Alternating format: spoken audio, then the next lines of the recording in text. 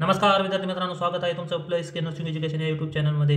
मित्रांनो, आज तुमच्यासाठी एक नवीन व्हिडिओ घेऊन आलो आहे, ज्यामध्ये पाहणार आहोत आपण मेडिकल सर्जिकल नर्सिंग या विषयाचे 30 मल्टिपल चॉईस क्वेश्चन जे तुमच्या DMR, DHS, AIIMS, ESIC, RRB त्याचबरोबर स्टेट आणि सेंट्रल गव्हर्नमेंटच्या ज्या स्टाफ नर्सच्या कॉम्पिटेटिव्ह एक्झामिनेशन होतात त्यासाठी काय खूप महत्त्वाचे हे 30 मल्टिपल चॉईस क्वेश्चन आपण या ठिकाणी पाहणार आहोत.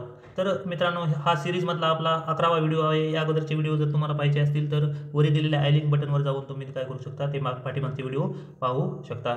तर मित्रांनो, अद्यापर्यंत तुम्ही जर आपल्या चॅनलला सबस्क्राईब केले नसेल तर कृपया आपल्या चॅनल सबस्क्राईब करा, त्याचबरोबर शेअर मित्रांना देखील काय होणार आहे, याचा फायदा होणार आहे. चला तर मित्रांनो, चालू करूया आजच्या व्हिडिओला.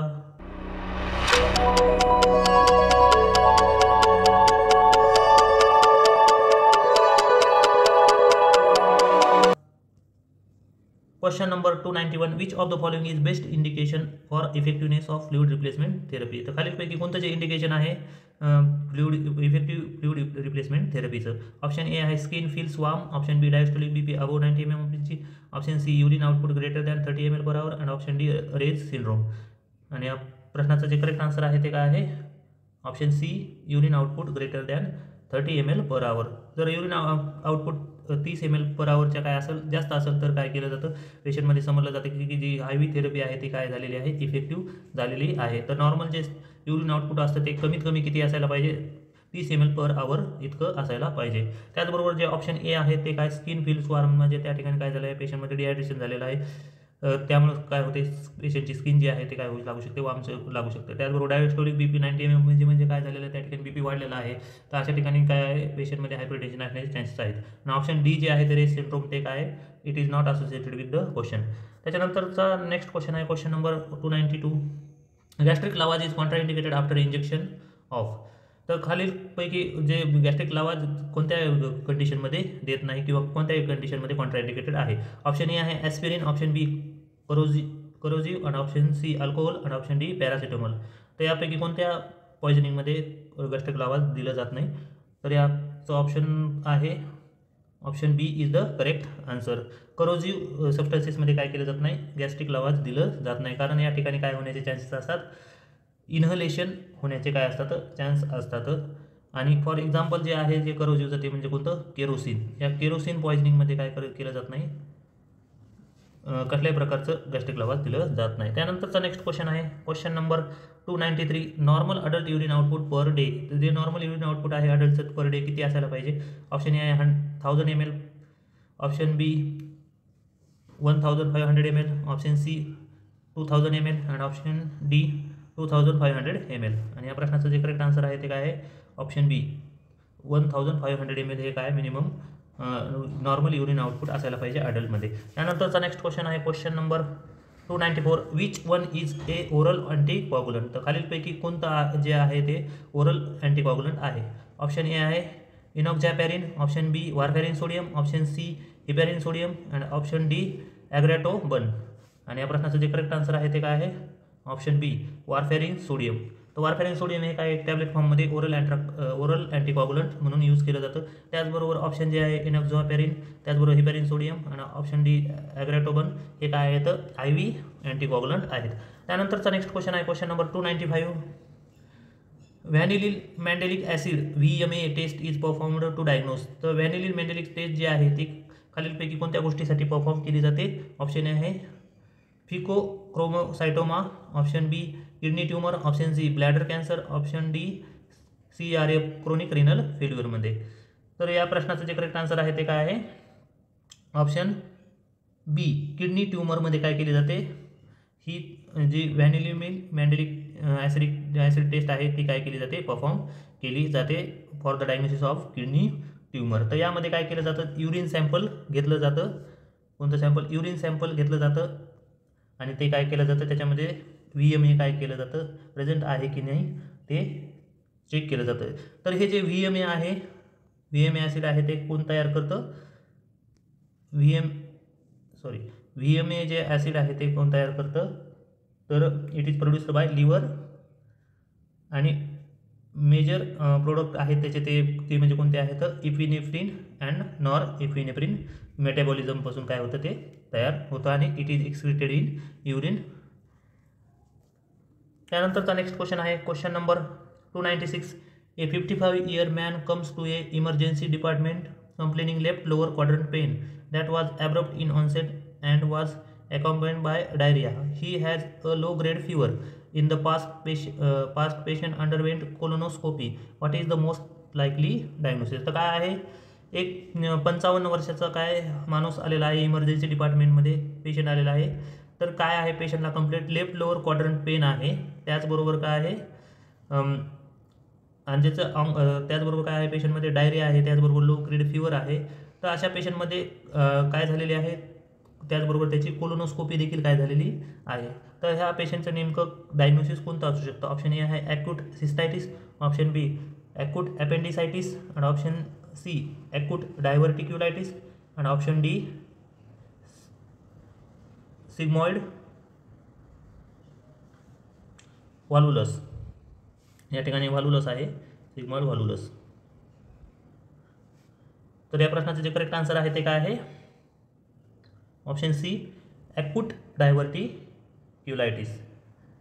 तर काय आहे acute diverticulitis? It is the inflammation to the colon. जे कोलॉन आहे, लार्ज इंटेस्टाईन आहे, त्यामध्ये काय झालं, इन्फेक्शन झाल्यानंतर किंवा इन्फ्लामेशन झाल्यानंतर काय होतं, त्या ठिकाणी जे स्मॉल काय होतात, त्याच्यामध्ये पॉकेट्स तयार होतात, आणि त्याला काय म्हणतो आपण? डायव्हर्टिक्युलाय पॉकेट्स असं म्हणतो. तर हे मेनली काय असेल त्याचं डायग्नोसिस असू शकतं. त्याच्यानंतरचा क्वेश्चन आहे question number 297. Wharton's duct is associated with. जी वार्टन्स डक्ट आहे ती कशाच्या संबंधित आहे? ऑप्शन ए आहे sublingual salivary gland, option B parotid salivary gland, option C submaxillary salivary gland, आणि ऑप्शन डी बर्नर्स ग्लँड. आणि या प्रश्नाचं जे करेक्ट आन्सर आहे ते काय? Option B parotid salivary glands. तर हे काय आहे, पॅरोटिड सलायव्हरी ग्लँडची काय आहे, डक्ट आहे, विच सिक्रीज द सलायव्हा काय करते, ती माउथमध्ये काय करते, सोडण्याचं काम करते. तर ह्या जी वार्टन्स डक्ट आहे तिला अल्सो कॉल्ड, तिला काय म्हणतो आपण? सब मॅन्डिब्युलर डक्ट किंवा सब मॅक्झिलरी डक्ट असे देखील म्हणतो. तर याची जी लेंथ आहे ती किती असते? 5 सेंटीमीटर. 5 सेंटीमीटर काय असते, ह्या डक्टची काय असते, लेंथ असते. ती कनेक्ट कशाला असते? सबलिंग्युअल ग्लँड किंवा पॅरोटिड ग्लँड आणि माउथमध्ये काय असते, ती ओपन असते. त्यानंतरचा नेक्स्ट क्वेश्चन आहे question number 298. Common cause of end stage renal disorders ESRD. तर खालीलपैकी कोणता जो कॉमन कॉज आहे त्यामुळे काय होऊ शकतं, रिनल एंड स्टेज जे रिनल डिसीज होतं तो होऊ शकतो. ऑप्शन ए आहे alcohol, option B kidney stone, option C हायड्रोनेफ्रोसिस, आणि ऑप्शन डी डायबिटीज. आणि या प्रश्नाचा जो करेक्ट आन्सर आहे ऑप्शन डी डायबिटीज. तर डायबिटीजचा काय होतो, खूपच दुष्परिणाम काय होतो, किडनीवर होतो. त्याचा फिल्ट्रेशन रेट, त्याचा जो फिल्ट्रेशन बेड आहे आणि नेफ्रॉन आहेत त्याच्यावर काय होतो, हाय शुगरचा काय होतो, परिणाम होतो, आणि परिणामी पेशंटमध्ये काय होऊ शकतो, एंड स्टेज रिनल डिसऑर्डर्स होऊ शकतात. त्यानंतरचा नेक्स्ट क्वेश्चन आहे question number 299. Water requirement increases with. तर खालीलपैकी कोणत्या गोष्टीमुळे वॉटर रिक्वायरमेंट पेशंटमध्ये इन्क्रीज होऊ शकते? ऑप्शन ए आहे फीवर, option B diarrhoea, option C high fibre diet, आणि option D all of the above. आणि या प्रश्नाचं जे करेक्ट आन्सर आहे ते काय आहे? Option D all of the above. म्हणजे फीवर, त्याचबरोबर डायरिया आणि हाय फायबर डाएट जर पेशंटमध्ये चालू असेल तर या तिन्ही कंडिशनमध्ये काय, जी पेशंटची वॉटर रिक्वायरमेंट आहे ते काय होते, इन्क्रीज होते. त्यानंतरचा नेक्स्ट क्वेश्चन आहे question number 300. A 35-year-old patient with pin point pupils and needle track marks and what has taken overdose of.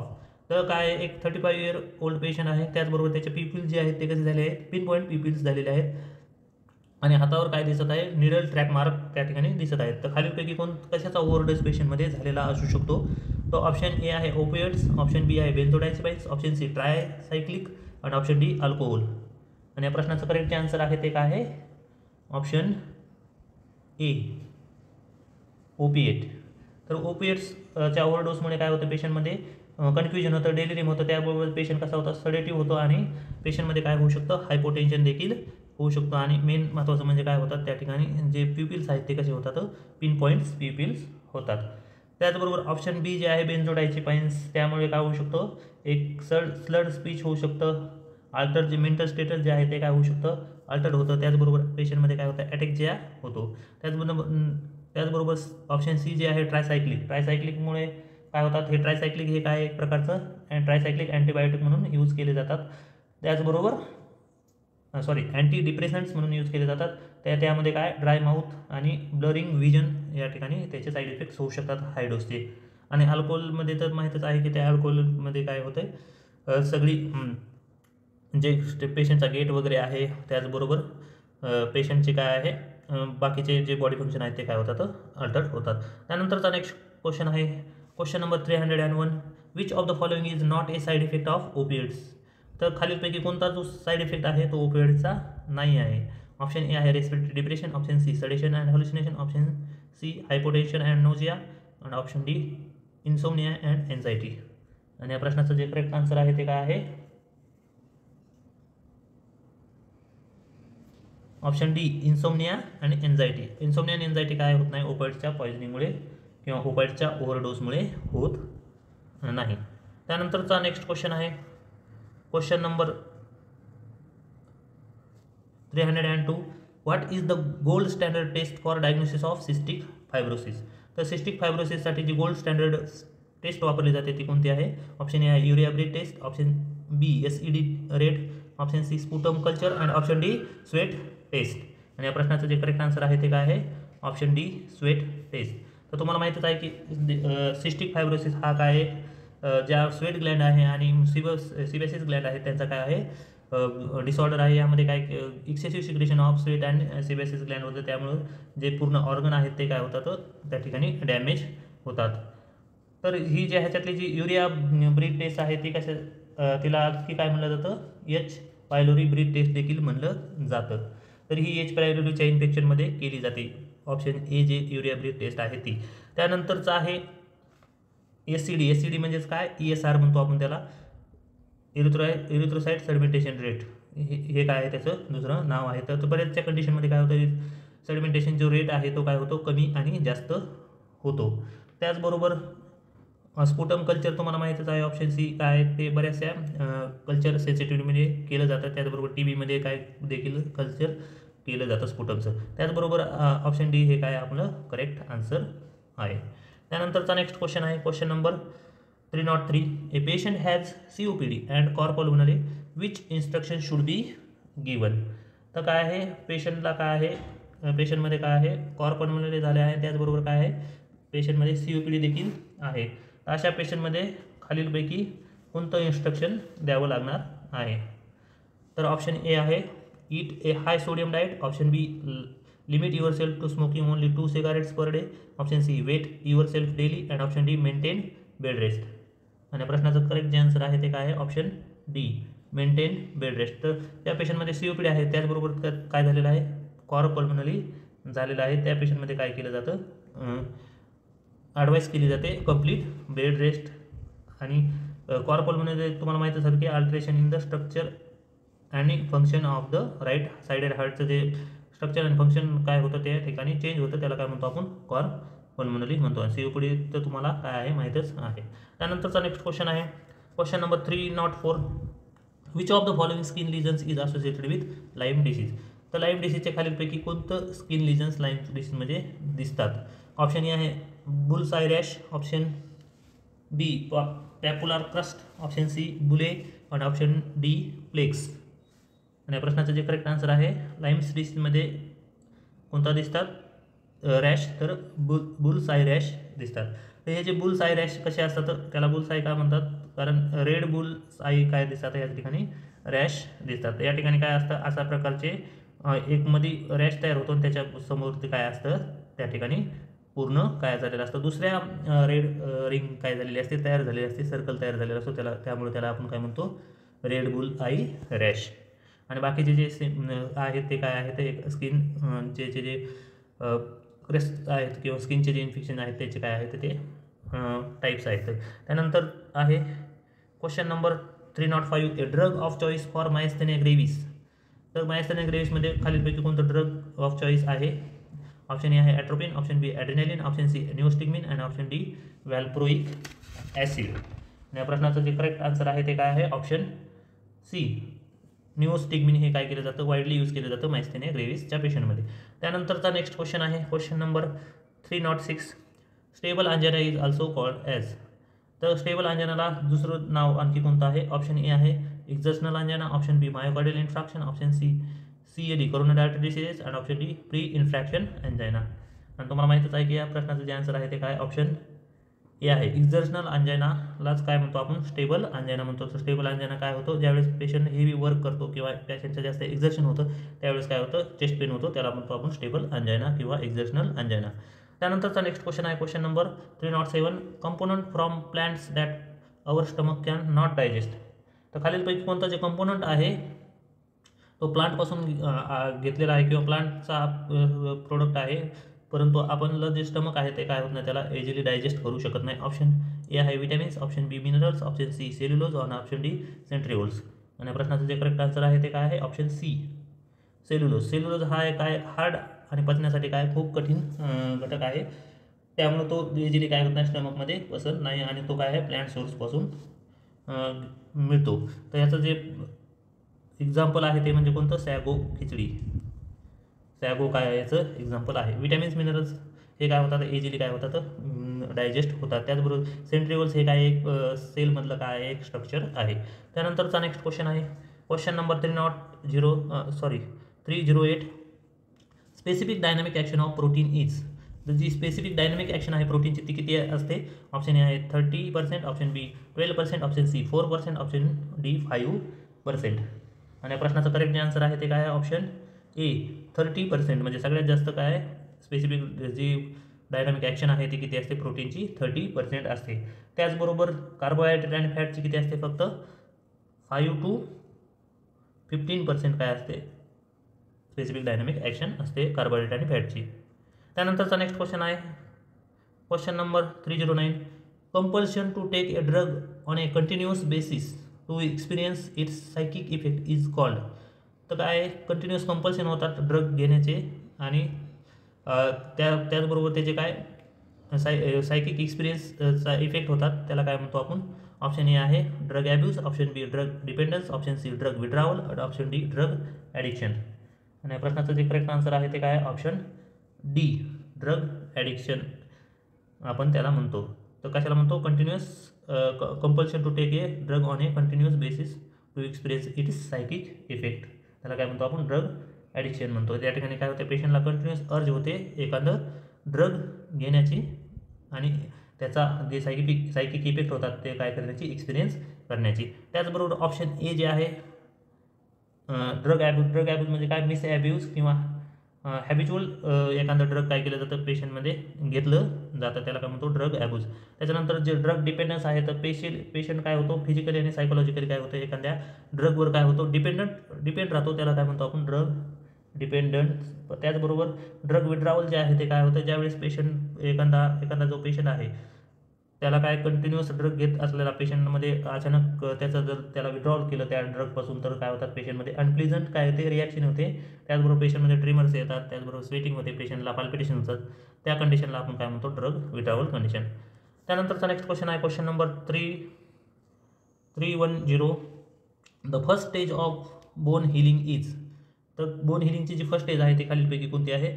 Option A haematoma inflammatory stage, option B fibrocartilage formation, option C callus formation आणि option D ossification. आणि या प्रश्नाचं जे correct answer आहे ते काय आहे option ए हिमॅटोमा किंवा इन्फ्लामेटरी स्टेज ही काय फर्स्ट स्टेज आहे बोन हिलिंग प्रोसेसमधली. त्यानंतर काय होतं फायब्रोकार्टिलेज ही दुसरी स्टेज आहे. कॉलस फॉर्मेशनमध्ये 2 स्टेज असतात. त्यानंतर काय असतात एक सॉफ्ट कलस आणि एक हार्ड कलस फॉर्मेशन असतात. त्यानंतर शेवटची जी स्टेज आहे ती स्टेप आहे ती म्हणजे कोणती ऑसिफिकेशन. त्यानंतरचा नेक्स्ट क्वेश्चन आहे question number 311. The most important nursing intervention to correct skin dryness. तर खालीलपैकी कोणतं जे मोस्ट इम्पॉर्टंट हे आहे इंटरव्हेन्शन आहे त्यामुळे काय होऊ शकते स्किन ड्रायनेस आहे जी ती कमी होण्यास मदत होते. Option A avoid bathing the patient until the condition is remediated and notify the physicians.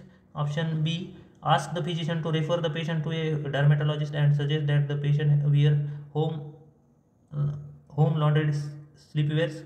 And option C consult the dietitian about increasing the patient's fat intake and take necessary measures to prevent infection. And option D encourage the patient to increase his fluid intake, use non-irritating soap when bathing the patient and apply lotion to the involved areas. आणि या प्रश्नाचं जे correct answer आहे ते काय, कोणत्या condition किंवा कोणत्या मेथडने आपण पेशंटची जी ड्रायनेस आहे स्किनची ती कमी करू शकतो. Option D is the correct answer. तर काय आहे option D, encourage the patient to increase his fluid intake. तर पेशंटला काय करावं लागणार आहे, त्याची जी फ्लुइड इंटेक आहे ती काय करावी लागणार आहे, इन्क्रीज करायला लागेल. त्याचबरोबर जे नॉन इरिटेटिंग सोप आहे ती काय करायचं, बाथ करण्यासाठी काय करायची यूज करायची आहे. त्याचबरोबर जे स्मूथ लोशन आहे ते काय, जो एरिया ड्राय होत आहे त्याच्यावर काय करायचं आहे, अप्लाय करायचं आहे. त्यामुळे काय होऊ शकते, स्किनची ड्रायनेस कमी होण्यास मदत होते. त्यानंतरचा क्वेश्चन आहे question number 312. When bathing a patient's extremities the nurse should use long firm strokes from the distal to the proximal area. This technique is called. तर खालील काय आहे, पेशंटच्या एक्स्ट्रेमिटी नर्स काय करत आहे, पेशंटला बाथ देत असताना जे पेशंटचे जे हे आहेत, जे स्ट्रोक्स आहेत ते कसे आहेत, डिस्टल टू प्रॉक्सिमल म्हणजे खालून काय आहेत वरी द्यायचे आहेत. तर यामागचं कारण काय आहे, त्या टेक्निकला ती टेक्निक कशासाठी यूज केली जाते, काय काम आहे त्या टेक्निकचं. तर ऑप्शन ए आहे provide an opportunity to skin assessment. Option B avoid undue strains on the nurse. And option C increase the venous blood returns. And option D causes vasoconstriction and increase circulation. आणि या प्रश्नाचं जे correct answer आहे ते काय, option C increase the venous blood return. तर ते firm stroke long stroke जर दिले तर काय होणार आहे, व्हीनस जे रिटर्न आहे ते काय होणार आहे, प्रमोट होणार आहे आणि व्हीनस रिटर्न काय होणार आहे, इन्क्रीज होणार आहे. त्यानंतरचा नेक्स्ट क्वेश्चन आहे question number 313. Vivid dreaming occurs in which stage of sleep. त्या विविड ड्रीमिंग असतात त्या कोणत्या स्लीपच्या स्टेजमध्ये दिसतात. Option A stage first non REM. Option B rapid eye movement REM stage. Option C stage second non REM. आणि option D delta stage. आणि या प्रश्नाचं जे करेक्ट आन्सर आहे ते काय, option B rapid eye movement stage. त्यानंतरचा next question आहे question number 314. The natural sedative in meat and milk products warm milk that can induce sleep is. तर काय जे नॅचरल सेडेटिव्ह आहे मिल्क प्रोडक्टमध्ये किंवा मीटमध्ये, तर ते कोणतं आहे. ऑप्शन ए आहे flurazepam. Option B temazepam. Option C tryptophan. And option D methotrimeprazine. आणि या प्रश्नाचं जे करेक्ट आन्सर आहे ते काय आहे, ऑप्शन सी ट्रिप्टोफॅन हे काय आहे, वार्म मिल्कमध्ये आणि मीटमध्ये काय प्रेझेंट असतं. त्यामुळं बेड टायमिंगच्या वेळेस काय केलं जातं, पेशंटला वार्म मिल्क काय केलं जातं, प्रिफेअर केलं जातं. त्यानंतरचा नेक्स्ट क्वेश्चन आहे question number 315. Nursing intervention that can help the patient to relax and sleep restfully includes all of the following except. तर खालीलपैकी कोणते जे इंटरव्हेन्शन्स आहेत नर्सिंग इंटरव्हेन्शन ते काय करतात, पेशंटला हेल्प करतात रिलॅक्स स्लीप येण्यासाठी, कम्फर्टेबल स्लीप आणि रेस्ट होण्यासाठी. आणि बाकीचं एकच जे ऑप्शन आहे ते काय याच्या ठिकाणी वेगळं आहे. तर कोणतं वेगळं ऑप्शन आहे ते आपल्याला शोधून काढायचं. ऑप्शन ए आहे have the patient take 3 to 60 minutes nap in afternoon. Option B turn off the television in the patient's room.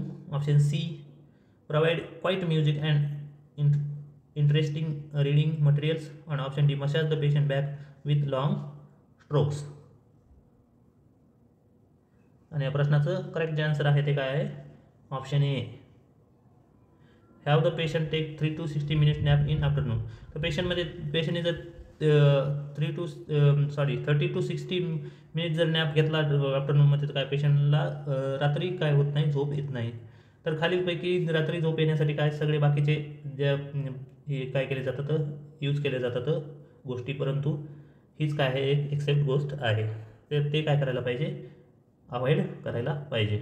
त्यानंतरचा नेक्स्ट क्वेश्चन आहे question number 316. Restraints can be used for all of the following purpose except. तर खालीलपैकी सगळ्या गोष्टीमध्ये काय केलं जातं, किंवा सगळ्या पर्पजसाठी रेस्ट्रेंट यूज केलं जातं एक सोडता. तर कोणता पर्याय आहे तसा. ऑप्शन ए आहे prevent confusion patient from removing tubes such as feeding tubes, IV lines and urinary catheters. Option B prevent a patient from falling out of bed or chair. Option C discourage a patient from attempting to ambulate alone when he required assistance for his safety. And option D I prevent patient from becoming confused or disoriented. आणि या प्रश्नाचं correct answer आहे option D prevent a patient from becoming confuse or disoriented.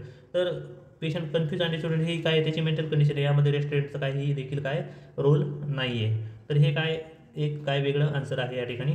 Option A जे आहे prevent confused patient from removing tube such as, म्हणजे पेशंटला restaurant काय कशासाठी करू शकतो आपण, त्यांनी आपल्या फिडिंग ट्यूब आहे, आय व्ही लाईन आहे ते काढू नये म्हणून. त्याचबरोबर ऑप्शन जे बी आहे पेशंट फॉल होऊ नये, चेअरवरून पडू नये, त्यासाठी आपण रेस्टॉरंट करू शकतो. त्याचबरोबर ऑप्शन सी जे आहे पेशंट काय जो स्वतः ॲम्ब्युलेट करून घेऊ नये पेशंटनी, त्याला असिस्टंटची गरज असताना, ह्या गोष्टीमध्ये आपण काय करू शकतो, रेस्टॉरंट यूज करू शकतो. त्यानंतरचा नेक्स्ट क्वेश्चन आहे question number 317. Which of the following is the nurse legal responsibility when applying restaurant. तर खालीलपैकी कोणती लिगल रिस्पॉन्सिबिलिटी आहे नर्सची ज्यावेळेस while the time of applying the restaurants.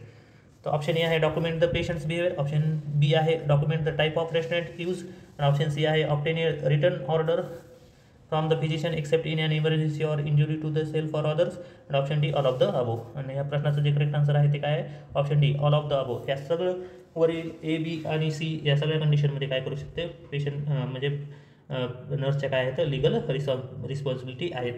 तर नर्सला काय करायचं आहे, पेशंटचं बिहेवियर डॉक्युमेंट करावं लागणार आहे. त्याचबरोबर पेशंटचं जे रेस्टॉरंट यूज कोणत्या प्रकारचं केलं ते पण त्या ठिकाणी डॉक्युमेंट करावं लागणार आहे. त्यामुळे जे रिटर्न ऑब्टेन कन्सेंट आहे फिजिशियनची आणि ती घ्यावी लागणार आहे फक्त कोणत्या कंडिशनमध्ये, इमर्जन्सी कंडिशन सोडता किंवा जर पेशंट दुसऱ्याला किंवा स्वतःला हार्म पोहोचत असेल अशा कंडिशनमध्ये सोडता.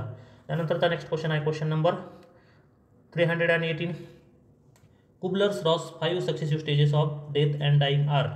तर कुबलर-रॉसच्या ज्या 5 सक्सेसिव्ह स्टेज आहेत डेथ अँड डाईंगच्या त्या पॉप्युलर त्या कोणत्या आहेत. ऑप्शन ए आहे अँगर, bargaining, denial, depression, acceptance. Option बी denial, अँगर, depression, bargaining, acceptance. Option C denial, अँगर, bargaining, depression, acceptance, and option D bargaining, denial, अँगर, depression, acceptance. तर या ठिकाणी काय त्या सिरियलनी सांगणं काय आहे गरजेचं आहे, कोणती स्टेज सिरियल वाईज आहेत, अगोदर काय होतं त्यानंतर काय होतं. तर या प्रश्नाचं जे करेक्ट आन्सर आहे ते काय आहे, ऑप्शन सी डिनायल, अँगर, बार्गेनिंग, डिप्रेशन अँड ॲक्सेप्टन्स या काय आहेत रॉस कुबलरच्या काय आहेत 5 सक्सेसिव्ह स्टेज आहेत डेथ आणि डाईंगच्या. तर ह्या कशा लक्षात ठेवणार आहेत तुम्ही, ह्या डबडा नावाने काय करू शकता तुम्ही लक्षात ठेवा. अगोदर काय डी, पुन्हा ए, पुन्हा बी, पुन्हा डी आणि पुन्हा ए, डबडा. तर या ठिकाणी डी म्हणजे काय आहे डिनाईल, त्याचबरोबर ए म्हणजे ॲक्सेप्टन्स अँगर, बी म्हणजे बार्गेनिंग, दुसरं डी म्हणजे काय डिप्रेशन आणि दुसरं ए म्हणजे काय आहे ॲक्सेप्टन्स शेवटी येतं. त्यानंतरचा नेक्स्ट क्वेश्चन आहे question number 319. Terminally ill patient usually experience all of the following feelings during the अँगर स्टेज एक्सेप्ट. तर जे टर्मिनली इल पेशंट आहे खालीलपैकी सगळ्या त्याला काय होतात फिलिंग्स असतात अँगर स्टेजमध्ये. तर खालीलपैकी कोणती एक फिलिंग आहे ती अँगर स्टेजमध्ये नसते. ऑप्शन ए आहे रेंज, तर या ठिकाणी एन नाही आहे, तर हे काय rage. Option B envy, option C numbness आणि ऑप्शन डी रिसेंटमेंट. आणि या प्रश्नाचं जे करेक्ट आन्सर आहे ते काय option C numbness. Numbness is also called as depression. तर डिप्रेशन ही काय एक सेपरेट स्टेज आहे ग्रीविंग प्रोसेसची. तर या ठिकाणी रेंज म्हणजे काय अँगर किंवा राग येणे. त्याचबरोबर एन व्ही म्हणजे देखील काय आहे ईर्ष्या, एखाद्या गोष्टीची ईर्ष्या होणे. आणि ऑप्शन डी जी आहे रिसेंटमेंट ते म्हणजे देखील काय पेशंटमध्ये चिडचिड होते. तर ह्या सगळ्या अँगर स्टेजमध्ये काय होतात सिम्पटम्स किंवा पेशंटमध्ये दिसून येतात, फिलिंग्स दिसून येतात, फक्त नमनेस सोडतात. त्यानंतरचा नेक्स्ट क्वेश्चन आहे question last 320. The nurse can decontaminate the HIV contaminated waste products which of the following except. तर काय जे HIV कंटॅमिनेटेड प्रोडक्ट आहे वेस्ट प्रोडक्ट आहे ते डिकंटॅमिनेट करण्यास सगळ्यांनी करतात, फक्त एकच जी गोष्ट आहे त्यांनी करत नाहीत. तर खालीलपैकी कोणती असणार आहे. ऑप्शन ए आहे formaldehyde 10%, option B methanol, option C glutaraldehyde Cidex 2% आणि ऑप्शन डी सोडियम हायपोक्लोराइड. आणि प्रश्नाचे जे करेक्ट आन्सर आहे ते काय ऑप्शन बी मिथेनॉल. फक्त मिथेनॉलनेच काय केलं जात नाही, यूज केलं जात नाही कशासाठी डिकंटॅमिनेट करण्यासाठी एवढं प्रोडक्ट. बाकीचे जे फॉर्माल्डिहाइड आहे ग्लुटराल्डिहाइड आहे सोडियम हायपोक्लोराइड आहे हे तिन्ही गोष्टी काय केल्या जातात HIV इन्फेक्टेड जे मटेरियल आहे ते डिकंटॅमिनेट करण्यासाठी यूज केला जातात. तर मित्रांनो हा व्हिडिओ तुम्हाला इन्फॉर्मेटिव्ह वाटला असेल तर आपल्या चॅनलला तुम्ही लाईक करा, शेअर करा, सबस्क्राईब करा. त्याचबरोबर बेल आयकॉन दाबा, जेणेकरून नवीन नवीन जे व्हिडिओ बनवणार आहे ते तुम्हाला त्याचे नोटिफिकेशन लवकरात लवकर मिळणार आहे. तर मित्रांनो, आज इथेच थांबूया. Thank you for watching.